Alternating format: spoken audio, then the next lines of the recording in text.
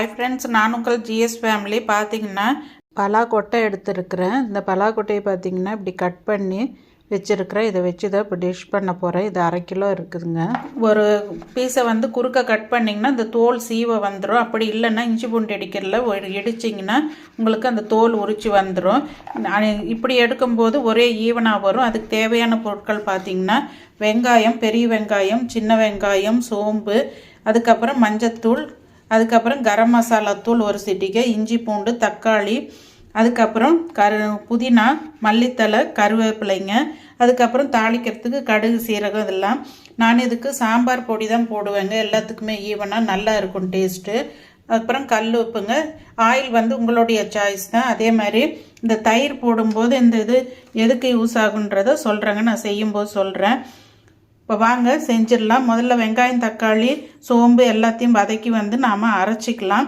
அரைச்சிட்டு அதுக்கப்புறம் நாம் வதக்கி அரைச்சிட்டு அதுக்கப்புறம் நாம் டிஷ்ஷு ரெடி பண்ணலாங்க.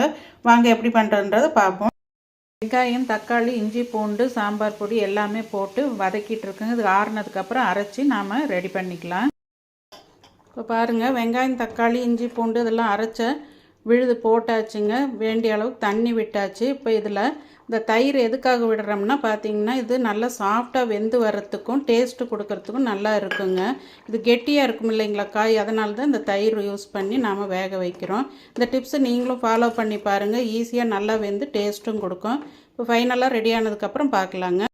இப்போ பாருங்கள், ஃபைனலாக டிஷ்ஷு ரெடி ஆகிடுச்சு. கொத்தமல்லி, புதினா தூவி இறக்கிடலாங்க. எந்த அளவுக்கு வெந்திருக்குன்னு நீங்களே பாருங்கள். நல்லா ஸ்மூத்தாக வெந்துருங்க. இந்த தயிர் யூஸ் பண்ணுறதுனால நீங்களே பார்க்கலாம் இது எந்த அளவுக்கு வெந்திருக்குன்ட்டு. சும்மா லைட்டாக மேஷ் பண்ணாலே நல்ல மாவு பதத்தில் இருக்குது பாருங்கள். இது மேக்ஸிமம் சாப்பாடுக்கு செட் ஆகும்.